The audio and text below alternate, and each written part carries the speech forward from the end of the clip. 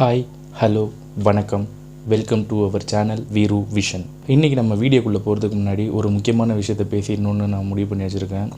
நம்ம பாண்டிச்சேரியில் 9 வயது சிறுமி அமிர்தான்ற ஒரு பிஞ்சு குழந்தைக்கு நடந்த ஒரு பெரிய கோரமான சம்பவம் தான். இந்த சம்பவத்தை பற்றி நம்ம ரொம்ப டீட்டெயிலாக பேச போகிறதில்ல. அந்த வெறி பிடிச்ச நாய்களுக்கு மக்கள் எதிர்பார்த்த மாதிரி அந்த தண்டனை கிடைக்கணும், அந்த சின்ன குழந்தை ஆத்மா சாந்தி அடையணும்னு நான் இறைவனை வேண்டிக்கிறேன். ஸோ இன்றைக்கி நாம் பார்க்க போகிற வீடியோ எங்கேன்னு பார்த்தீங்கன்னா, நம்ம சென்னை தாம்பரம், கிழக்கு தாம்பரத்தில் வானகரம்ன்ற பகுதியில் 2001 ஒரு பிஸ்னஸ் மேனுக்கு சேவல்ன்ற ஒரு கொடிய ஒரு விஷயத்தால் ஒரு உயிர் பலியும் ஏற்பட்டிருக்கு. அதற்கப்புறம் நடந்த அமானுஷ நிகழ்வை பற்றி தான் இந்த வீடியோவில் இன்றைக்கி நம்ம பார்க்க போகிறோம். அதுக்கு முன்னாடி நீங்கள் பண்ண வேண்டிய விஷயம், இங்கே தெரிகிற ஜிமெயில் அண்ட் வாட்ஸ்அப் நம்பருக்கு உங்களுக்கு தெரிஞ்ச கேள்விப்பட்ட உண்மை நிறைந்த அமானுஷ கதைகளை நீங்கள் எனக்கு ஷேர் பண்ணிங்கன்னா நான் நம்ம சப்ஸ்கிரைபருக்கு இந்த வீடியோ மூலமாக கொண்டு வந்து சேர்ப்பேன். ஸோ மறக்காமல் சேனலை சப்ஸ்கிரைப் பண்ணுங்கள், வீடியோவை லைக் பண்ணுங்கள், ஷேர் பண்ணுங்கள், கமெண்ட் பண்ணுங்கள், ஃபாலோ பண்ணுங்கள். வியூவர்ஸ், நீங்கள் கொடுக்குற சப்ஸ்கிரைபர்ன்ற ஒரு சப்போர்ட்டு தான் எனக்கு ஒரு மோட்டிவேஷனலாக இருக்கும். கண்டிப்பாக உங்களோட சப்போர்ட் எப்போவுமே வேணும். நான் நல்லபடியாக உங்களை என்டர்டெயின்மெண்ட் பண்ணிகிட்டே இருப்பேன். வாங்க இன்றைக்கி வீடியோக்குள்ளே போகலாம்.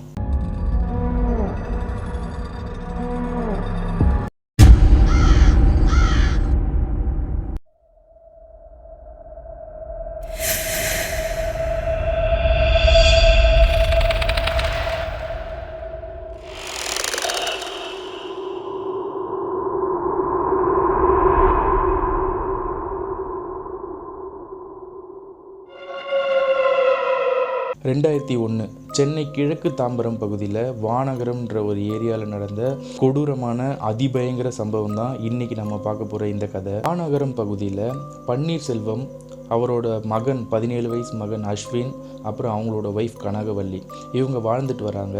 இவங்களோட ஃபேமிலியோட பிஸ்னஸ் என்னன்னு பார்த்தீங்கன்னா விறகு கடை. அதாவது இந்த டோரு மற்ற எல்லா விதத்துக்கும் யூஸ் ஆகிற மாதிரி விறகு கடையை வச்சு நடத்திட்டு வராங்க. 2001 காலகட்டத்தில் பிஸ்னஸ்னால் ஒரு பெரிய பணக்கார குடும்பம் தான். அவங்களுக்கு எந்த கஷ்டமும் கிடையாது, நல்லபடியாக தான் வாழ்க்கை போயிட்டுருக்கு. நம்ம பன்னீர்செல்வத்துக்கு தம்பி ஒருத்தர் இருக்கார், அவரோட பேர் வந்து கோதண்டம். அவரும் இந்த பிஸ்னஸில் ஒரு பார்ட்னர் மாதிரி தான். அண்ணன் தம்பி 2 பேர் சேர்ந்து தான் இந்த பிஸ்னஸ் பண்ணுறாங்க. கோதண்டம்க்கு கல்யாணமாகி கிட்டத்தட்ட 10 வருஷத்துக்கு மேலே ஆகுது, ஆனால் குழந்தை இல்லை. அந்த ஒரு காரணத்துக்காக பன்னீர்செல்வம் தன்னோட அண்ணனோட பையனை அஸ்வினை தான் பிள்ளையாக நினச்சி தன்னோட சம்பாதிக்கிற எல்லா சொத்துக்களையும், இடம் ஏதாவது புதுசாக வாங்கினாலும் தன்னோட குழந்தையாக நினச்சி எல்லாமே அவனோட பேரில் தான் எல்லாமே செய்கிறது வழக்கம். இப்படிப்பட்ட ஒரு பாசத்தில் தான் நம்ம அஸ்வின் கூட நம்ம பன்னீர்செல்வத்தோட தம்பியான கோதண்டமும் அவங்க ஒய்ஃபும் நல்லபடியாக வாழ்ந்துட்டு வராங்க. இவங்க குடும்பம் வந்து அந்த ஏரியாலேயே ஒரு நல்ல மரியாதையான குடும்பம்னு சொல்லலாம். வானகரம் பகுதியில் ஒரு பெரிய ஏரி இருக்குது. அந்த ஏரி பக்கத்தில் பார்த்திங்கன்னா ஒரு 4 கிணறு. அந்த கிணறுகள் பார்த்திங்கன்னா ஒரு கிணறுக்கும் இன்னொரு கிணறுக்கும் ஒரு 100 அடி டிஃப்ரெண்ட்டில் 4 கிணறுகளும் தனித்தனியாக அப்படியே அந்த ஏரியை ஒட்டின மாதிரியே இருக்கும். அந்த இடத்துல அந்த 2001 காலகட்டத்தில் அதிகமாக ஆள் நடமாட்டலாம் கிடையாது, வீடுகளும் அந்த இடத்துல கிடையாது. இந்த இடத்துல பார்த்திங்கன்னா அந்த ஊர் மக்களும் அந்த ஏரியாவை சேர்ந்த மக்களும் என்ன பண்ணுவாங்கன்னா, இந்த வார விடுமுறை சனி ஞாயிறுலாம் இருக்குல்ல, அந்த டைமில் அந்த கிணத்துல குளிக்கிறதும் அந்த ஏரியில் குளிக்கிறதும் இதே வழக்கமாக வச்சுட்டு இருந்தாங்க. இந்த பழக்கம் நம்ம கோதண்டமும் அவங்க அண்ணன் பையனான அஸ்வின் வந்து 11th ஸ்டாண்டர்ட் படிக்கிறாரு. ஸோ வார விடுமுறையான அந்த சனி ஞாயிற்றுக்கிழமைகளில் இவங்க சித்தப்பாவான கோதண்டம் கூட சேர்ந்து இந்த கிணத்துல குளிக்கிறத வழக்கமாக வச்சுருக்காரு. அப்படி ஒரு நாள் கோதண்டமும் அஸ்வினும் அன்னைக்கு மத்தியானம் ஒரு 12-12:30 மேலே அந்த கிணற்று பகுதியில் போய் குளிக்கலான்னு கிளம்பி போகிறாங்க. அந்த கிணற்று பகுதியை நோக்கி போகிறாங்க. அந்த இடத்துல அன்னைக்குன்னு பார்த்து ஆள் நடமாட்டமே இல்லை, ஒரு நபர் கூட அந்த இடத்துல தென்படலை. அதை பார்த்து அந்த பன்னீர்செல்வம் பையன் இருக்கார்ல அஸ்வின், அவருக்கு வந்து சுத்தமாக பயமே இல்லை, ரொம்ப சந்தோஷமாயிடுறாரு. ஆஹா, இன்றைக்கி யாருமே இல்லை, நம்ம குளிக்கிறதுக்கு எந்த பிரச்சனையும் கிடையாது, ரொம்ப நேரம் குளிக்கலாம் அப்படின்னு சொல்லி அவங்க சித்தப்பா இன்றைக்கி ஜாலி சித்தப்பா அப்படின்ற மாதிரி ஒரு கமெண்ட்டை சொல்கிறாரு. சித்தப்பாவும் பையன் ரொம்ப சந்தோஷமாக இருக்கான். சரிடா மாவனே, இன்றைக்கி நீ எவ்வளோ நேரம் வேணால் குளி அப்படின்ற மாதிரி அவங்க சித்தப்பாவும் சொல்கிறாரு. ஒரு கட்டத்தில் ரெண்டு பேரும் அந்த 1 2 3 4 கிணறு இருக்குன்னு சொல்லியிருக்கேன்ல, அதில் கிணறுலேயே போய் குளிக்க ஆரம்பிக்கிறாங்க. முதல்ல அஸ்வின் குதித்து அந்த கிணத்துல குளிக்க ஆரம்பிக்கிறாரு. ரெண்டாவது அவங்க சித்தப்பாவான கோதண்டமும் அந்த கிணத்துல குதித்து குளிக்க ஆரம்பிக்கிறாரு. நல்லா கிணத்துல குளிச்சுட்டு நல்லா விளையாடிட்டு அஸ்வின் கொஞ்ச நேரத்துலேயே கொஞ்சம் டயர்ட் ஆகுறாரு. டயர்டாகி சித்தப்பா நான் கொஞ்ச நேரம் மேலே போய் உட்காந்துட்டு வரேன், கொஞ்சம் டயர்டாக இருக்குது அப்படின்னு சொல்லி உள்ளே இருக்கிற படிக்கேட் வழியாக ஏறி மேலே உட்கார்றாரு. அந்த கிணறுகள் எப்படி காணப்படுதுன்னு பார்த்தீங்கன்னா, தரையை ஒட்டி தான் அதோட ஆரம்ப சுவரே இருக்கும். இந்த வயல்வெளிகளில் நிறைய கிணறை பார்த்துருப்பீங்க, அப்படியே தரையை ஒட்டின மாதிரியே கட்டியிருப்பாங்க. அந்த படிக்கேட் மூலமாக நம்ம அஸ்வின் மேலே ஏறி அமர்ந்து உட்கார்ந்துருக்காரு. கொஞ்ச நேரத்தில் அவர் கொஞ்சம் நார்மல் ஆகிட்டு திருப்பியும் தண்ணியில் குதித்து குளிக்க ஆரம்பிக்கலாம் அப்படின்ற ஒரு பாட்டில் ஏஞ்சி அந்த கிணத்துலேருந்து அப்படி ஏஞ்சி குதிக்கிறதுக்காக ரெடி ஆகுறாரு. அப்படி அவர் நிற்கும்போது தூரத்தில் அந்த 4 கிணறு இருக்குல்ல, அந்த 3வது கிணறு பக்கத்தில் ஒரு பெண் அங்கே நின்றுட்டு அஸ்வினை ரொம்ப நேரமாக பார்க்குற மாதிரி அவருக்கு ஃபீல் ஆகுது. அஸ்வினும் இங்கேருந்து உத்து பார்க்குறாரு, அந்த பெண்ணும் அஸ்வினை பார்க்குறாங்க. இப்படியே பார்த்துட்டு அஸ்வின் அதை கேஷுவலாக எடுத்துக்கிறாரு. யாரோ குளிக்க வந்திருக்காங்க, நம்மளுக்கு என்ன பிரச்சனைன்ட்டு திருப்பி தண்ணியில் குதித்து குளிக்க ஆரம்பிக்கிறாரு. இந்த நேரத்தில் இன்னும் கொஞ்ச நேரம் ஆகும்போது சித்தப்பா என்ன பண்ணுறாருன்னா படிக்கட்டு ஏறி மேலே உட்காந்துட்ருக்காரு. அவரும் கொஞ்ச நேரம் டயர்ட் ஆகிட்டார். அதனால் கொஞ்ச நேரம் பொறுத்து நம்ம குளிக்கலாம் அப்படின்ட்டு அந்த திண்ணையில் அந்த கிணத்தொட்டி இருக்கிற அந்த சுவர் பகுதியில் உட்காந்துட்ருக்காரு. சிறிது நேரம் கழித்து அதே காட்சி நம்ம அஸ்வின் பார்க்கும்போது 3வது கிணத்துக்கிட்ட அந்த உருவம் நின்றுட்டு இருந்தது, அதாவது அந்த பெண் மாதிரியான உருவம். இப்போது சித்தப்பா பார்க்கும்போது அந்த 2வது கிணறு பகுதியில் அந்த பெண்ணோட உருவம் எப்படி அஸ்வினை பார்த்துட்டு இருந்ததோ அதே மாதிரி சித்தப்பாவை பச்சை கண்ணு மாறாமல் அந்த 2வது கிணறு சுவர் பகுதியிலேருந்து அப்படியே சித்தப்பாவையும் பார்க்குது. சித்தப்பாவும் அஸ்வின் நினச்ச மாதிரியே யாரோ குளிக்க வந்திருக்காங்க, நம்மளுக்கு என்ன பிரச்சனைன்னு திரும்பவும் தண்ணியில் குதிக்கிறாரு. 2 பேரும் கிட்டத்தட்ட ஒரு 10 நிமிஷம் 15 நிமிஷம் நல்லா நீச்சல் அடித்து அந்த படித்துறையில் உட்காந்து திருப்பி குதித்து அந்த மாதிரி குளிச்சிட்ருக்காங்க. ஒரு கட்டத்தில் அஸ்வின் என்ன சொல்கிறான்னா, சித்தப்பா சித்தப்பா அப்படின்னு சொல்லி கூப்பிட்றான். என்னடா இவன் ரொம்ப ஹஸ்கி வாய்ஸில் கூப்பிட்றானே அப்படின்ட்டு சித்தப்பா என்னப்பா தம்பி என்னாச்சு அப்படின்னு கேட்குறாரு. மேலே பாரு சித்தப்பா அப்படின்னு சொல்கிறான். இவரும் சித்தப்பாவும் பொறுமையாக மேலே நீச்சல் அடிச்சுக்கிட்டே அப்படி பார்க்குறாரு. அந்த 2வது கிணறுல நம்ம சித்தப்பாவை பார்த்தாரு, 3வது கிணறுல அஸ்வின் பார்த்தான். அந்த பெண் இவங்க குளிச்சிட்ருக்கிற அதே கிணத்து மேலே நின்று இவங்க 2 பேரையும் பார்க்குறாங்க. ஆனால் அவங்களோட முகம் இவங்களுக்கு கிளியராக தெரியல. சித்தப்பா உத்து பார்க்குறாரு. உடனே அஸ்வின் கிட்ட சொல்கிறாரு, அஸ்வின் யாரோ குளிக்க வந்திருக்காங்க, லேடிஸ் போல், நம்ம இருந்தால் அவங்க குளிக்க மாட்டாங்க, அதனால் நம்ம மேலே ஏறி கிளம்பலாண்டா, டைமும் ஆயிடுச்சு அப்படின்னு சொன்னோடனே சரி சித்தப்பா வாங்க அப்படின்னு சொல்லி 2 பேரும் படிக்கட்டு ஏறி மேலே ஏறுறாங்க. கடைசி படிக்கட்டு ஏறி மேலே இப்படி நிமிர்ந்து பார்க்குறாங்க. அந்த இடத்துல அந்த பெண்ணை காணோம். சித்தப்பாவுக்கு ஒரே அதிர்ச்சி, என்னடா இது இப்போ தான் இங்கே நின்றுட்டு இருந்தாங்க, அதுக்குள்ளே ஆளை காணோம், நம்ம ஏதோ அவங்கள டிஸ்டர்ப் பண்ணக்கூடாதுன்னு நம்மளே கிணத்துலேருந்து மேலே ஏறி வந்தோம், என்னடான்னு சுற்றி பார்க்குறாரு. அஸ்வினும் சுற்றி பார்க்குறான். ஒரு இடத்துல சடனாக திருப்பியும் அஸ்வின் எப்படி கிணத்துக்குள்ளே அந்த ஹஸ்கி வாய்ஸில் சித்தப்பா சித்தப்பான்னு கூப்பிட்டானோ அதே மாதிரி திரும்பவும் சித்தப்பா சித்தப்பா அப்படின்னு கூப்பிட்றான். உடனே கோதண்டம் அப்படியே பொறுமையாக திரும்பி பார்க்குறாரு. நம்ம அஸ்வின் கையை நீட்டி அங்கே பாரு சித்தப்பா அப்படின்னு சொல்கிறான். அங்கே பார்த்தா சித்தப்பாவுக்கு பேரதிர்ச்சி. நான் ஆல்ரெடி சொன்ன மாதிரி அந்த கிணறுக்கும் இன்னொரு கிணறுக்கும் கிட்டத்தட்ட ஒரு 100 அடி டிஃப்ரெண்ட் இருக்கும். இவங்க ஓடி போயிருந்தா கூட நம்ம மேலே ஏறி வந்ததுக்கு அவங்க ஓடுறது கூட தெரிஞ்சிருக்கும். இவங்க எப்படி திரும்பவும் அந்த 3வது கிணறு பக்கத்தில் போய் நின்னாங்கன்னு சித்தப்பாவுக்கு ஒரு அதிர்ச்சி. அஸ்வினும் கொஞ்சம் பயப்பட ஆரம்பிக்கிறான். உடனே சித்தப்பா அஸ்வின் பயப்படுறதை பார்த்த உடனே, லேடிஸ்லாம் அப்படி தான்டா, நம்ம ஆம்பளைங்க இருந்தால் குளிக்க மாட்டாங்க, நம்மளை பார்த்தாலே கொஞ்சம் பயப்படுவாங்க குளிக்கிறதுக்கெலாம், அதனால தான் அந்த பொம்பளை அங்கே போயிருக்கோம், நம்ம கிளம்பலாண்டா அப்படின்னு சொல்லி அஸ்வின் கிட்ட சொல்கிறாரு அவங்க சித்தப்பா. அஸ்வின் அதை கேட்குறான். அவ்வளோ சீக்கிரம் ஓட முடியுமா சித்தப்பா அப்படின்னு கேட்குறான். அதுக்கு கோதண்டம், அதெல்லாம் ஓடுவாங்கடா, நம்ம முதல்ல கிளம்பலாம் அப்படின்ட்டு ஒரு விதமான சின்ன பயத்திலேயே அங்கேருந்து அஸ்வினும் கோதண்டமும் வீட்டுக்கு கிளம்பி போகிறாங்க. அன்னைக்கு நைட்டு வீட்டில் எந்த பிரச்சனையுமே நடக்கலை. அடுத்த நாள் ஞாயிற்றுக்கிழமை இவங்க ஃபேமிலியோடு சேர்ந்து சென்னை கோவளம் பீச்சுக்கு போகிறதுக்கு பிளான் பண்ணுறாங்க. அதே மாதிரி மதியம் 11 மணிக்கு வீட்டிலேருந்து கிளம்புற இவங்க ஃபேமிலி 12:30 கோவளம் பீச்சு போய் சென்று அடைஞ்சிடுறாங்க. அங்கே போய் பீச்லேயும் எல்லோரும் குளிக்க ஆரம்பிக்கிறாங்க. குளிச்சுட்டே இருக்கும்போது சடனாக பன்னீர்செல்வம் என்ன சொல்கிறாருன்னா, கோதண்டம் அஸ்வின் எங்கடா அப்படின்னு கேட்குறாரு. இங்கே தானே இருந்தான், இங்கே தான் பக்கத்தில் தான் குளிச்சுட்டு இருந்தான், பார்க்கலையா நீ அப்படின்னு சொன்னோடனே பதட்டமாயிடுறாங்க எல்லாருமே. சுற்றி தேடுறாங்க, அஸ்வினை காணவே காணும். அங்கே இருக்கிறவங்க கிட்டலாம் கத்துறாங்க, ஐயோ என் பிள்ளை இங்கே தான் குளிச்சுட்டு இருந்தான் காணுன்னொடனே அங்கே இருக்கிற அந்த மீனவர்கள், லோக்கல் அந்த மீனவர்கள்லாம் இருப்பாங்கள்ல, அவங்கெல்லாம் ஐயோ இந்த இடத்துல அலை இழுத்துட்டு போவாங்க, உள்ளகின்னு போயிருக்க போகிறான்னு சொல்லி அவங்களும் அந்த அலைகளுக்குள்ளே போய் பூந்து அதை நீச்சல் அடித்து தண்ணிக்குள்ளே போய் தேட ஆரம்பிக்கிறாங்க. அஸ்வினை எங்கே தேடியுமே காணும். எல்லாருமே பயங்கரமாக பயந்து ஆள ஆரம்பிக்கிறாங்க. அவங்க அம்மாலாம் நடுங்கியே போயிட்டாங்க. ஒரு கட்டத்தில் கூட்டமே அந்த இடத்துல சேர்ந்து அஸ்வினை அந்த அலைகள் ஓரமாக பார்த்துட்டே இருக்காங்க, எங்கேயாவது அந்த பையன் இருக்கானான்னு. ஒரு வயசான நபர் வந்து அங்கேருந்து ஓடி வராரு, பயங்கர வேகமாக ஓடி வராரு. அவரால் முடிஞ்ச வேகத்துக்கு சொல்கிறேன். அவர் கிட்ட வந்து அஸ்வினோட சித்தப்பாவை பார்த்து தோளில் தட்டாரு, தம்பி அங்கே ஒரு பையன் பாறை ஓரத்தில் உட்காந்துட்டு எதையோ பார்த்து பயந்த மாதிரியே உட்காந்துருக்கான்ப்பா. நானும் கூப்பிட்டு பார்த்தேன், ஒரு ரெஸ்பான்ஸும் இல்லை. ஒருவேளை நீங்கள் தேடுற பையன் தான் அந்த பையனான்னு கொஞ்சம் வந்து பாருங்கள் அப்படின்னு சொன்னோன்னே சித்தப்பாவும் பன்னீர்செல்வமும் அலறி அடிச்சுட்டு பதட்டத்தோடு ஓடி வராங்க. ஓடி வந்து கிட்ட போய் பார்த்தா அவங்க நினச்ச மாதிரியே அஸ்வின் அங்கே தான் உட்காந்துருக்கான். ஆனால் இவங்க வந்தது கூட தெரியாமல் ஏதோ ஒரு இடத்த பார்த்து பயந்த மாதிரியே உட்காந்துட்ருக்கான். பேசவே மாட்றான். இவங்க கூப்பிட்டு பார்த்துட்டாங்க, கன்னத்தில் அடித்து பார்த்துட்டாங்க, எந்த ரியாக்ஷனுமே இல்லை. அப்படியே இவங்க என்ன பண்ணுறாங்கன்னா, இதுக்கு மேலே இங்கே இருக்க வேணால் நம்ம வீட்டுக்கு போகலான்னு சொல்லி எல்லாருமே வந்த கார்லேயே ரிட்டன் ஏறுறாங்க. அங்கேருந்து கிளம்புறாங்க. கிட்டத்தட்ட ஒரு 2-3 கிலோமீட்டர் போன உடனே அஸ்வின் பயங்கரமாக இரும்ப ஆரம்பிக்கிறான். ஒரு மாதிரி ரத்த வாந்தியும் எடுக்க ஆரம்பிக்கிறான். இதை பார்த்து இன்னும் பயந்து போகிறாங்க. ஒரு கட்டத்தில் என்ன சொல்கிறான்னா அஸ்வின், இவனை உங்களால் காப்பாற்ற முடியாது, இவன் கூடிய சீக்கிரம் செத்துருவான், இவனோட ரத்தம் எனக்கு வேணும் அப்படின்னு சொல்லி ஒரு டைலாகை சொல்லிட்டு மயக்க போட்டு விழுந்துடுறான். இவங்களுக்கு ஒன்றுமே புரியல, என்னடா இந்த பையன் இப்படி சொல்கிறான், வாந்தி வேறு எடுக்கிறானே ரத்தமாக, எனக்கு ஒன்றுமே புரியலையேன்ட்டு போகிற வழியிலேயே ஒரு ப்ரைவேட் ஹாஸ்பிட்டலை பார்த்து அந்த இடத்துல நிறுத்தி அஸ்வினுக்கு ட்ரீட்மெண்ட்டும் எடுக்கிறாங்க. அங்கே அஸ்வினை செக் பண்ண டாக்டர்ஸ் என்ன சொல்கிறாங்கன்னா, ஃபுட் பாய்சன் ஆகிருக்கு, மற்றபடி வேறு எதுவும் இல்லை, ஆனால் பையன் எதையோ பார்த்து பயந்த மாதிரி இருக்கான், ஸோ குழந்தைய வந்து பத்திரமா பார்த்துக்கோங்க. 17 வயசு பையனாலும் பெற்றவங்க கிட்டே குழந்தைன்னு தானே சொல்லுவாங்க. ஸோ அதனால் அப்படி டாக்டர் சொல்லி அவங்கள வீட்டுக்கும் அனுப்பி வைக்கிறாங்க. டேப்லெட்ஸ்லாம் என்னென்ன வாங்கணும் அப்படின்னு சொல்லி எழுதி கொடுத்து வீட்டுக்கு அனுப்புகிறாங்க. வீட்டுக்கு போய் அன்னைக்கு நைட்லேருந்து அந்த வீட்டில் ஒரு அமானுஷமும் பயங்கரமும் நடக்க ஆரம்பிக்குது.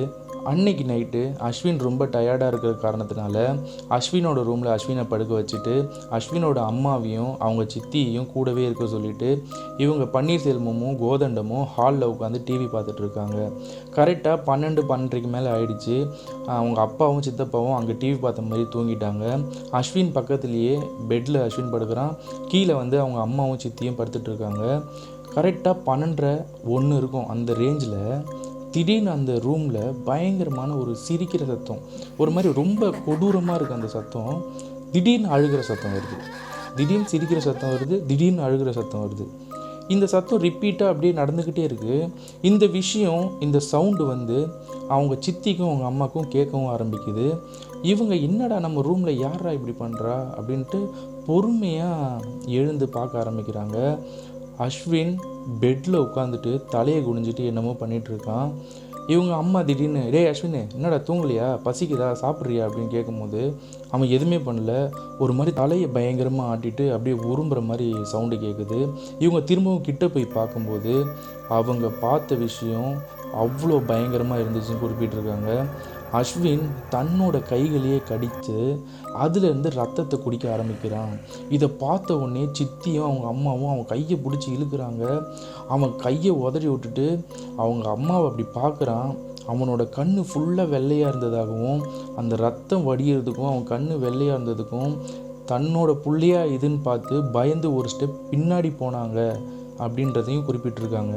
அந்த டைமில் அஸ்வின் சொல்கிற வார்த்தை, காரில் வரும்போது ஒரு வார்த்தை சொன்னால அதே மாதிரி இங்கே வீட்டில் அதே மாதிரி கையை கடிச்சிட்டு இருக்கிற அஸ்வின் என்ன சொல்கிறான்னா, உன் பிள்ளையோட ரத்தம் ரொம்ப நல்லா இருக்குது, கூடிய சீக்கிரம் இவனோட ஒட்டுமொத்த ரத்தத்தையும் குடித்து இவன் உயிரை நான் எடுக்கலைன்னா இந்த வீட்டை விட்டு நான் போகவே மாட்டேன் அப்படின்னு சொல்லிட்டு அந்த அஸ்வினோட உடம்புல இருந்த அந்த ஆன்மா அங்கேருந்து மறைஞ்சி போகுது.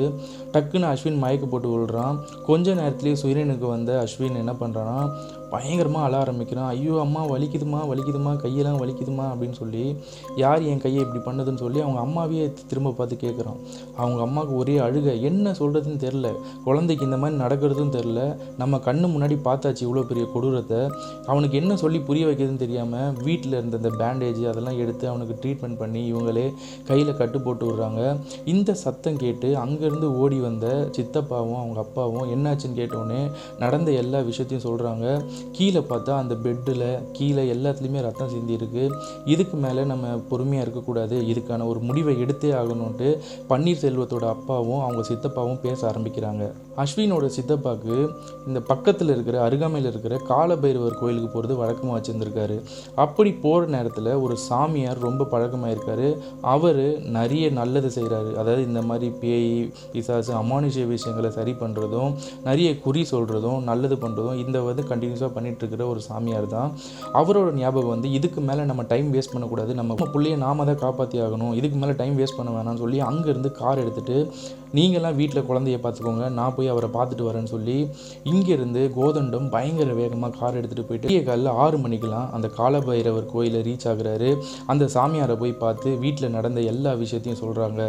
அந்த சாமியாரும் கொஞ்ச நேரம் வெயிட் பண்ணு, நான் கணிச்சு என்ன நடந்துச்சுன்றதை சொல்கிறேன்ட்டு அவர் கணிக்க ஆரம்பிக்கிறாரு. கொஞ்ச நேரத்திலேயே அந்த சாமியார் கணிச்சு ஒரு மிகப்பெரிய ஒரு பயங்கரமான கோதண்டம் நினச்சி பார்க்க முடியாத அளவுக்கு ஒரு விஷயத்தை அந்த சாமியார் சொல்கிறாரு.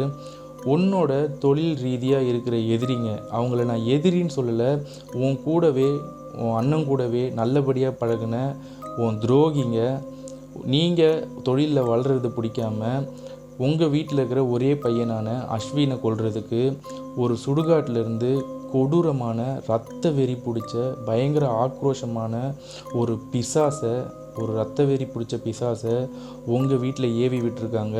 அது கண்டிப்பாக உயிர் பலி எடுக்காமல் விடாது, இதை எந்த கடவுள் நினச்சாலும் தடுக்க முடியாதுன்னு சொல்லி ஒரு பெரிய அணுகுண்டையே நம்ம சித்தப்பா காதில் அந்த சாமியார் போடுறாரு. இந்த விஷயத்துலேருந்து எங்களை எப்படியாவது காப்பாற்றுங்க சாமி, எங்களுக்கு எங்கள் புள்ள உயிர் முக்கியம், எங்கள் பிஸ்னஸ் போனாலும் பரவாயில்ல, எங்கள் புள்ள ஒரு முக்கியம், எங்கள் குடும்பத்தில் இருக்கிற ஒரே வாரிசு அவன் தான் அப்படின்னு சொல்லி காலில் கதறி அழ ஆரம்பிக்கிறாரு கோதண்டம். கொஞ்ச நேரம் இரு அப்படின்னு சொல்லி திருப்பியும் ஏதோ கணிக்க ஆரம்பிக்கிறாரு. கணிச்சிட்டு அந்த சாமியார் சொல்கிற இன்னொரு விஷயம் என்னென்னா, நான் திரும்பவும் சொல்கிறேன், இந்த கன்னி பேய் ஒரு பிசாசாக உருவாயிருக்கு. இந்த பிசாசு ரத்தம் குடிக்கிற பிசாசு. இது பயங்கர ரத்த வெறியில் ஒரு உயிரை எடுத்தே ஆகணும்னு ஒரு கட்டாயத்தில் உன்னை ஏவி விட்டுருக்காங்க. அந்த மாதிரி ஒரு சூழ்நிலையில் இருக்கிற ஒரு ஆவியை எப்பேற்பட்ட மந்திரவாதிகளாலும் அடக்க முடியாது. இதுக்காக நீ எந்த சாமியார்கிட்ட போனாலும் அதுக்கான தீர்வு கிடைக்காது. உங்கள் வீட்டில் ஒரு உயிர் பலி கண்டிப்பாக போகும்னு கற்பூரம் அடித்து சத்தியம் பண்ணுறாரு அந்த சாமியார். திரும்பவும் நம்ம கோதண்டம் கெஞ்சாத இதே இல்லை, அவ்வளோ கெஞ்சுறாரு. எங்களுக்கு ஏதாவது ஒரு சந்தர்ப்பம், ஏதாவது ஒரு தீர்வு இருக்கும், யோசித்து சொல்லுங்கள் சாமின்னு சொன்னோன்னே, சரி நான் யோசிக்கிறேன், நான் ஒரு யாகம் பண்ணுறேன், அந்த யாகம் மூலமாக அந்த பேயை கண்ட்ரோல் பண்ண முடியும்னு நான் நினைக்கிறேன். அதுக்கு முன்னாடி நான் சொல்கிற விஷயத்தை நீ வீட்டில் பண்ணணும், அப்புறம்தான் எனக்கு அந்த யாகத்தை எப்படி பண்ணணும், எப்படி பண்ணால் அதை அடக்க முடியுன்றதை என்னால் கண்டுபிடிக்க முடியும்னு சொல்லி சாமியார் ஒரு விஷயம் பண்ணுறாரு. பக்கத்தில் ஒரு கவரில் இருந்து கை நிறைய பச்சை மிளகாயை எடுத்து நம்ம கோதண்டம் முன்னாடி நீட்டுறாரு. கோதண்டம், இதிலிருந்து ஒரு பச்சை மிளகாய் நீ எடு அப்படின்னு சொல்லி கோதண்டத்துக்கிட்ட கையை நீட்டுறாரு அந்த சாமியார். கோதண்டமும் கடவுளை வேண்டிக்கிட்டு, அந்த காலபைரவரை வேண்டிக்கிட்டு, அந்த சாமியை நினச்சிக்கிட்டு அப்படியே கையை வச்சு கை நடுங்க அப்படியே ஒரு பச்சை மிளகாவை எடுத்து சாமி முன்னாடி கீழே வைக்கிறாரு. சாமி மற்ற பச்சை மிளகாய் எல்லாத்தையும் தூக்கி போட்டுட்டு அந்த ஒரு மிளகாயை எடுத்து நம்ம கோதண்டம் கிட்ட கொடுத்து, இதை எடுத்துகிட்டு போ உங்கள் வீட்டுக்கு போய் உங்கள் வீட்டில் எங்கே இருந்தாலும் சரி, ஆனால் உங்கள் வீட்டுக்குள்ளே இருக்கிற ஒரு பல்லியை போய் நீ பிடிக்க முயற்சி பண்ணு. அந்த பல்லியோட வால் தானாக கட்டாகி விழும். அந்த வாலை எடுத்து இந்த பச்சை மிளகாக்கு நடுவில் ஒரு சின்னதாக கீறல் போட்டு அந்த வால்குள்ளே வச்சு நடு ஹாலில் கயிறை வச்சு கட்டி, யாருமே அன்னைக்கு நைட்டு ஹாலில் வரக்கூடாது, உங்கள் குடும்பம் மொத்தமும் ஒரே ரூமில் பத்திரமா சேஃப்டியாக எந்த சவுண்டு கேட்டாலும் கதவை திறக்காதீங்க விடிகிற வரைக்கும். அதுக்கப்புறம் காலையில் என்ன நடக்குது ஏது நடக்குதுன்னு யோசிக்காத, அந்த மிளகாவை போய் பாரு, அதில் என்ன இருந்தாலும் அப்படியே எடுத்துகிட்டு இங்கே வா அப்படின்னு சொல்லி அவரை வீட்டுக்கு அனுப்பி வைக்கிறாரு அந்த சாமியார். சாமியார் சொன்னதை உடனே செஞ்சாகணுன்ற ஒரு கட்டாயத்தில் நம்ம கோதண்டம் பயங்கர வேகமாக வராரு வீட்டுக்கு. அன்னைக்கு நைட்டு நம்ம சாமியார் சொன்னதையும் செய்ய ஆரம்பிக்கிறாரு. அவங்க வீட்டுக்குள்ளே எங்கெங்கேயோ தேடுறாரு, பல்லி கிடைக்கவே இல்லை. ஒரு வழியாக அவங்க கிச்சனில் ஒரு பல்லி மாட்டுது. அவர் சொன்ன மாதிரியே அந்த பல்லியை பிடிக்க போகும்போதே அந்த வால் தனியாக கட்டாகி விழுது. அந்த வால் லைட்டாக துடிச்சிட்டு இருக்கும் போதே அவர் சொன்ன மாதிரி அந்த பச்சை மிளகாவை கீறி அதுக்கு நடுவில் அந்த வாலை வச்சு ஒரு சின்ன நூலில் கட்டி அவங்க இருக்கிற அந்த சென்டர் ஹாலில் அந்த பச்சை மிளகாவை கட்டிட்டு எல்லாருமே ஒரேக்குள்ளே மரண பயத்தோடு இருக்காங்க. அஸ்வினுக்கு நினைவு கொஞ்சம்தான் இருக்குது. அவனுக்கு என்ன நடக்குது ஏது நடக்குது தெரியல. ஏன்னா ஆல்ரெடி கையை கடிச்சு ரத்தம் வேற வந்துச்சு. இந்த மாதிரி இன்சிடெண்ட்டும் நிறைய நடந்துச்சு. அதனால் அவனுக்கு சுத்தமாக சுயநினைவே இல்லாமல் கொஞ்சம் அம்மா நிற்கிறாங்க அப்பா நிற்கிறாங்கன்ற அளவுக்கு தான் அவனுக்கு தெரியுது. இந்த விஷயம் கரெக்டாக 12:30க்கு மேலே வீட்டுக்குள்ளே யாரோ ஓடுற மாதிரி சவுண்டு கேட்குது. பயங்கரமாக சிரிக்கிறாங்க. அதே சமயத்தில் பயங்கரமாக கத்த ஆரம்பிக்கிறாங்க. எல்லா கதவுகளும் டொம்முன்னு அடிக்குது. வீட்டில் இருக்கிற எல்லா கதவையும் வந்து தட்டுது. ஆனால் இவங்க யாருமே துளி கூட அந்த கதவு பக்கத்தில் வந்து கூட யார் இருக்கான்னு பார்க்க அவங்களுக்கு துணிச்சலே கிடையாது. ஒரு வழியாக காலையில் 6 மணி வரைக்கும் அந்த சத்தம் கேட்டுகிட்டே இருக்குது. ஒரு கட்டத்தில் அந்த சத்தம் அமைதியான உடனே சித்தப்பா கோதண்டம் தைரியத்தை வரவழைச்சிட்டு கதவை திறந்து வெளியே வந்து பார்க்குறாரு. அந்த இடத்துல அந்த பச்சை மிளகா கட்டி வச்சிருந்த அந்த இடத்துல கோதண்டம் பார்க்கும்போது ஒரு மிகப்பெரிய அதிர்ச்சியான சம்பவம் நடந்திருக்கு. அவர் எந்த பல்லியோட வாலை அந்த பச்சை மிளகாக்கு நடுவில் வச்சாரோ அந்த இடத்துல அந்த வால் இல்லை. எந்த பல்லி அந்த வாலை கட் பண்ணி விட்டு போச்சோ அந்த பல்லி குடல் பிதுங்கி உடம்பு கிழிஞ்சி செத்து அந்த பச்சை மிளகாவோடு சேர்ந்து இருந்தது. இதை பார்த்தோன்னே எப்படி இது சாத்தியம்ன்ட்டு கோதண்டத்துக்கு சுத்தமாக புரியல. இருந்தாலும் சாமியார் இதை பார்த்து அடுத்த செகண்ட் நீ எடுத்துகிட்டு இங்கே தான் வரணும் அப்படின்னு சொல்லியிருக்காருன்ற ஒரு காரணத்தினால அந்த பச்சை மிளகாவோடு சேர்த்து அந்த பல்லியை எடுத்துகிட்டு உடனே அங்கேருந்து கிளம்புறாரு. கிளம்பி அந்த சாமியாரை போய் பார்த்து இதுதான் சாமி நடந்தது அப்படின்னு சொல்லி அந்த பல்லியையும் அந்த பச்சை மிளகாவையும் காமிக்கிறாரு. நான் அப்போவே சொன்னேன் உங்ககிட்ட, இந்த ரத்த வெறி பிடிச்ச பிசாசு கண்டிப்பாக உங்கள் வீட்டிலேருந்து உயிரை எடுத்தே தீரும். இதுக்கான மந்திரமும் சரி, இதுக்கான மாந்திரிகர்களும் சரி ரொம்பவே குறைவு. நீ எங்கே தேடினாலும் கிடைக்க மாட்டாங்க இந்த பிசாசை அடக்கிறதுக்கு. இந்த பிசாசை அடக்க வழியும் இருக்குது. அது எப்படின்னா, அது நினச்ச மாதிரி அது ஒரு உயிர் எடுத்துச்சுன்னா அந்த டைம் அதோட ரத்த வெறி கொஞ்சம் கம்மியாகும். அந்த டைமில் நம்மளோட மந்திரத்தை யூஸ் பண்ணி அதை அடக்கி ஒரு கூட்டுக்குள்ளே அடைக்கலாம். ஆனால் அதுக்கு உங்கள் வீட்டிலேருந்து ஒரு உயிர் பலி போனால் மட்டுமே இது சாத்தியம் அப்படின்னு சொல்லி ஒரு விஷயத்தை தூக்கி போடுறாரு. இருந்தாலும் கோதண்டம் கஷ்டப்படுறதை உணர்ந்த சாமியார் என்ன சொல்கிறாருன்னா, கடைசி முயற்சியாக நான் ஒன்று பண்ணுறேன். அந்த யாகம் நான் இது வரைக்கும் பெரிய தீய சக்திகளை அடக்கிறதுக்கு மட்டும்தான் பண்ணுவேன். உனக்காக, உன் குடும்பத்துக்காக, உன்னோட நல்ல எண்ணத்துக்காக நான் இன்றைக்கி நைட்டு அந்த யாகத்தை பண்ணுறேன். ஆனால் இன்றைக்கி நைட்டு நான் அந்த யாகத்தை பண்ணும்போது உங்கள் குடும்பத்தில் எல்லோரும் அந்த வீட்டுக்குள்ளே இருக்கணும். எல்லோரும் ஒரே ரூமில் இருக்கணும். நான் இங்கே மந்திரிச்சு சில கயிறுகள் கொடுப்பேன். அதை எல்லாரும் கைகளில் கண்டிப்பாக கட்டியிருக்கணும். இப்படி இருந்தால் நான் இங்கே பண்ணுற யாகம் அங்கே இருக்கிற அந்த பிசாசை இங்கே கொண்டு வந்து சேர்க்கும். அது முடியலன்னா அதுக்கப்புறம் அந்த பைரவர் விட்ட வழிதான் சொல்லி அவர் ஆசீர்வாதம் பண்ணி வீட்டுக்கு போக சொல்கிறாரு அந்த மந்திர கயிறுகள் கொடுத்து. காரில் வரும்போதே கோதண்டம் பயங்கரமாக யோசிக்க ஆரம்பிக்கிறாரு.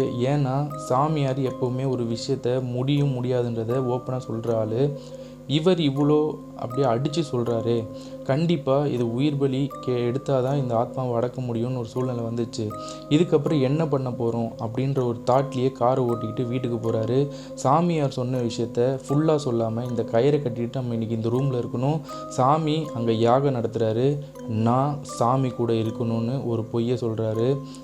அந்த குடும்பமும் கோதண்டத்தை நம்புது. சரி, சாமியை போய் பார்த்துட்டு வர ஒரே ஆள் நீ தான், அதனால் நீ சொல்கிறத நாங்கள் பண்ணுறோம், நீயும் பார்த்து போயிட்டு வான்னு சொல்லி அந்த ரூம்குள்ளே எல்லாருமே கையில் கயிறுகளை கட்டிட்டு இன்றைக்கி நைட்டு நடக்க போகிற சம்பவத்தை எதிர்நோக்கி காத்துட்ருக்காங்க.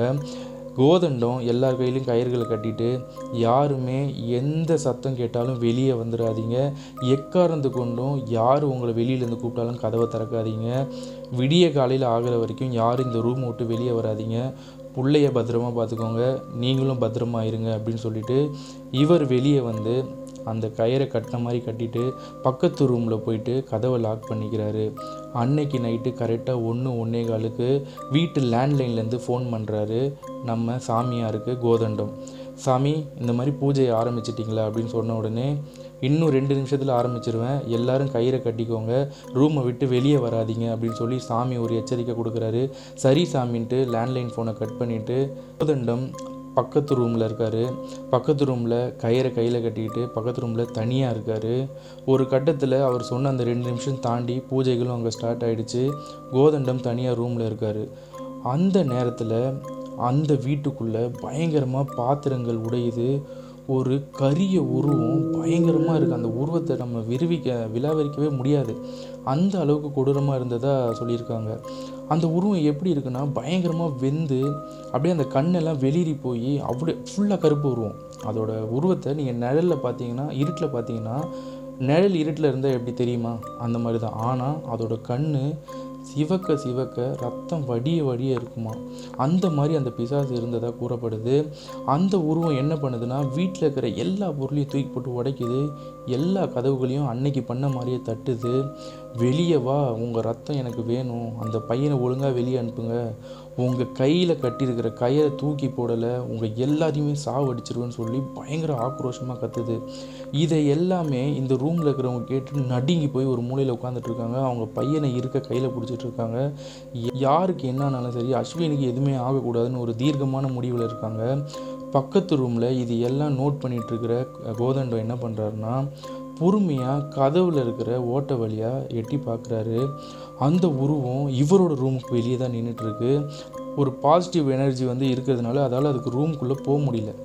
என்னென்னமோ பண்ணி கூப்பிடுது. என்ன நீங்கள் அடக்க முடியாது, நீ என்ன பண்ணாலும் இங்கே ஒரு உயிர் போகும், நீங்கள் இவ்வளோ தூரம் பண்ணிட்டீங்கல்ல, உங்கள் வீட்டில் எல்லாரையுமே நான் கொல்லுவேன், எல்லா ரத்தத்தையும் நான் குடிப்பேன்னு சொல்லி அது பயங்கர ஆங்காரமாக சிரிக்க ஆரம்பிக்குது. கோதண்டத்துக்கு என்ன பண்ணணும் ஏது பண்ணணும்னு தெரியாதுன்னு நம்ம நினச்சிட்டு இருந்தோம். ஆனால் கோதண்டம் பக்காவாக பிளான் போட்டிருக்காரு. இவங்க குடும்பத்தை எல்லாத்தையும் தனியாக ஒரு ரூமில் வச்சு பூட்டினதே தன்னோட அண்ணன் குழந்தை, அதாவது தான் குழந்தையாக நினச்சிருக்கிற அந்த அஸ்வினை காப்பாற்ற தன்னோட உயிரையே விடுறதுக்கான ஒரு பிளான் தான் இந்த தனியாக ரூமுக்கு வந்தது. ஒரு கட்டத்தில் அந்த ஆத்மாவோட கோபம் அதிகமாக ரூம் கதவெல்லாம் உடையிற ஸ்டேஜுக்கு போகுது. இதை அறிஞ்ச கோதண்டம் என்ன பண்ணுறாருன்னா, தன்னோட கைகளில் இருக்கிற கயிறை மனசை கல்லாக்கிட்டு அவுத்து தூக்கி அடிக்கிறாரு. தூக்கி அடித்த அடுத்த செகண்ட் கோதண்டத்தோட ரூம் கதவு தானாக திறக்குது. அந்த கொடிய உருவத்தை, கொடூரமான அந்த ஆங்காரமான உருவத்தை கோதண்டம் நேருக்கு நேர் பார்க்குறாரு. அந்த உருவம் சரட்டுன்னு கோதண்ட ரூம்குள்ளே போகுது. அதுக்கப்புறம் என்ன ஆச்சு ஏதாச்சுன்னு தெரியல. விடிய காலில் வரைக்கும் அவங்க வீட்டில் லேண்ட்லைன் அடிச்சுக்கிட்டே இருக்குது. யாருமே எடுக்க வெளியே வரல. ஏன்னா கோதண்டம் ஒரு வார்த்தை சொல்லியிருப்பார், எந்த காரணத்துக்காகவும் விடிகிற வரைக்கும் யாரும் வெளியே வரக்கூடாது அப்படின்னு. கோதண்டம் கோயிலுக்கு போயிருக்கிறாருன்னு நினச்சிட்டு இருக்கிற அந்த குடும்பம் அந்த ரூமை விட்டு வெளியவே வராமல் விடிய காலில் 6 மணிக்கு வெளியே வராங்க. வெளியே பார்த்தா ஆனால் எல்லா பாத்திரமும் வீட்டில் ஃபோட்டோ ஜன்னல் கிண்ணல் எல்லாமே உடஞ்சிருக்கு. பயங்கர ஆர்ப்பாட்டம் பண்ணியிருக்கு அந்த பிசாசு. வீட்டில் துர்நாற்றம் வேறு அடிக்க ஆரம்பிக்குது. இவங்களுக்கு ஒன்றுமே புரியல, எங்கேருந்துடா இந்த நாற்றம் வருது அப்படின்னு சொல்லி. உடனே அங்கேருந்து ஒரு ஃபோன் அடிக்குது. அந்த ஃபோனை எடுக்கலான்னு பார்க்கும்போது அந்த ஃபோன் கிட்ட நெருங்கும்போது பக்கத்து ரூம்லேருந்து பயங்கரமாக நாற்றம் அடிக்குது. அங்கங்கே ரத்தம் சிந்தி இருக்கிறத பன்னீர்செல்வம் நோட் பண்ணுறாரு. என்னடா இது, யாருமே வீட்டில் இல்லை, அங்கே எப்படி ரத்தமாக இருக்குது அப்படின்னு சொல்லிட்டு பதட்டமாக அந்த ரூம்குள்ளே ஓடி போய் பார்க்குறாரு. கோதண்டம் பெட்டில் ரத்தம் உடம்புல இல்லாமல் அப்படியே உடம்பு சுருங்கி சுண்டி போன மாதிரி, மூஞ்சி கண்ணெல்லாம் அப்படியே வெளிரி போய் அப்படியே வெளியே வந்த மாதிரி, அந்த மாதிரி ஒரு கொடூரமான நிலையில் இறந்து கிடக்கிறாரு பெட்டில். அவரோட கையில் அந்த கயிறு இல்லை. அந்த கயிறு அந்த கதவு ஓரத்தில் மெயின் டோர், அதாவது அந்த ரூமோட மெயின் கதவு பக்கத்தில் கீழே இருக்குது. பன்னீர்செல்வத்துக்கு ஓரளவுக்கு புரிஞ்சிருச்சு, நம்ம பிள்ளையை காப்பாற்ற என் தம்பி என்னமோ பண்ணியிருக்கான் அப்படின்னு யோசிச்சுட்டே இருக்கும்போது அந்த லேண்ட்லைனில் எடுத்து பேச ஆரம்பிக்கிறாரு. லேண்ட்லைனில் அந்த சைட்லேருந்து அந்த பைரவர் கோயிலேருந்து அந்த சாமியார் பேசுகிறாரு. நேற்று நைட்டு இந்த யாகத்தால் அந்த ஆத்மாவை அடைச்சிட்டோம், இதுக்கப்புறம் உங்களுக்கு எந்த பிரச்சனையும் இல்லை, உங்கள் குடும்பம் நல்லபடியாக இருக்கும்னு சொல்லிகிட்டே இருக்கும்போது என் தம்பி இறந்துட்டான் சாமி, எப்படி இறந்தான்னு தெரியல, அவன் உடம்புல சுத்தமாக ரத்தம் இல்லை, கண்ணெல்லாம் வெளியே ரொம்ப கொடூரமாக இறந்துருக்கான், அவன் கையில் அந்த கயர் இல்லை சாமி அப்படின்னு சொன்னவனுக்கு சடனாக தெரிஞ்சு போச்சு. தன்னோட உயிரை கூட துச்சமாக நினைக்காம உன் பிள்ளையை காப்பாற்ற உன் தம்பி உயிரையே கொடுத்துருக்கான். அவனோட ஆத்மா கண்டிப்பாக நல்ல இடத்துல தான் போய் சேரும். அவனை மறக்காமல் சாமியாக நினச்சி வழிபட்டுவாங்க. இந்த பிசாசை நான் எப்போவோ அடைச்சிட்டேன், நேற்று நைட்டே அடைச்சிட்டேன். இப்போ தான் புரியுது, உன் தம்பியை கொன்னதுக்கப்புறம் அது ஓரளவுக்கு நார்மலாக இருக்கும்போது தான் என் மந்திரம் வேலை செஞ்சுருக்கு. இப்போ கூட என்னோட மந்திரம் இங்கே பலிக்கல, உன் தம்பியோட பாசம் தான் ஜெயிச்சிருக்கு அப்படின்னு சொல்லி ஃபோனை கட் பண்ணுறாரு அந்த சாமியார். அந்த பிணத்தை பார்த்து குடும்பமே கதறி அழுகுது. என்ன பண்ணுறது ஏது பண்ணுறதுன்னு தெரியல. அவ்வளோதான், உயிர் போயிடுச்சு. என் பிள்ளையை காப்பாற்ற நீ இவ்வளோ பெரிய தியாகம் பண்ணியிருக்கியடா, இந்த மாதிரி ஒரு தம்பி கிடைக்க நான் கொடுத்து வச்சிருக்கணும் அப்படின்னு சொல்லி தலையில் அடிச்சுட்டு அழுகிறாரு. அவங்க குடும்பமே நொந்து நூலாக போகுது. ஏன்னா இந்த மாதிரி ஒரு மனுஷன் அவரை விட்டுட்டு போனது தாங்க முடியல. அஸ்வினுக்கு அவங்க சித்தப்பாவை இப்போ வரைக்கும் மறக்க முடியல. என்ன தான் சித்தப்பான்னு கூப்பிட்டாலும் எங்கள் அப்பாவுக்கு மேலே நான் அவர் மேலே பாசம் வச்சுருந்தேன். இந்த மாதிரி ஒரு நபர் என் வாழ்க்கையை விட்டு போனது எனக்கு பெரிய துரதிர்ஷ்டமாக நான் நினைக்கிறேன். இப்போ வரைக்கும் எங்கள் சித்தப்பாவை எங்கள் குலதெய்வத்துக்கு ஈக்குவலாக வச்சு நாங்கள் கும்பிட்டுட்ருக்கோம். எப்போவுமே நாங்கள் சாகிற வரைக்கும் எங்கள் சித்தப்பாவை நாங்கள் மறக்க மாட்டோம். எங்கள் சித்தியை நாங்கள் தான் பார்த்துக்கிறோம். என் வாழ்க்கையில் நடந்த இந்த ஒரு கொடூரமான சம்பவத்தை, என் சின்ன வயசில் நடந்த இந்த கொடூரமான சம்பவத்தை என்னால் இப்போ வரைக்கும் கடந்து போகவே முடியலன்னு நம்ம சப்ஸ்கிரைபரான அஸ்வின் சொல்லியிருக்காரு. ஆமாம், இது நம்ம சப்ஸ்கிரைபரான அஸ்வின் அவரோட வாழ்க்கையில் நடந்த கதை. இந்த வீடியோ கண்டிப்பாக உங்களுக்கு பிடிக்கும்னு நான் நம்புகிறேன். இந்த மாதிரி உண்மை நிறைந்த அமானுஷ கதைகளை நீங்கள் பார்க்கணும் கேட்கணும்னு ஆசைப்பட்டீங்கன்னா நம்ம சேனல் வீரு விஷனை சப்ஸ்கிரைப் பண்ணுங்கள், வீடியோவை லைக் பண்ணுங்கள், ஷேர் பண்ணுங்கள், கமெண்ட் பண்ணுங்கள், ஃபாலோ பண்ணுங்கள். மறக்காமல் வியூவர்ஸ், அதாவது சப்ஸ்கிரைப் பண்ணாமல் பார்க்குற வியூவர்ஸ், ப்ளீஸ் எனக்கு சப்ஸ்கிரைப் பண்ணி சப்போர்ட் பண்ணுங்கள். அது எனக்கு ஒரு பெரிய மோட்டிவேஷ்னலாக இருக்கும். என்னால் கண்டினியூஸாக இப்போ நடுவில் வீடியோ போட முடியல, அது என்னோடய ஜாப்னால தான். இனிமே நெக்ஸ்ட் வீக்லேருந்து ஐ ப்ராமிஸ்ட் யூ கண்டிப்பாக டெய்லியும் வீடியோ போடுவேன். உங்களோட சப்போர்ட்டை எனக்கு எப்போவுமே கொடுங்க, சப்ஸ்கிரைப் பண்ணுங்கள்.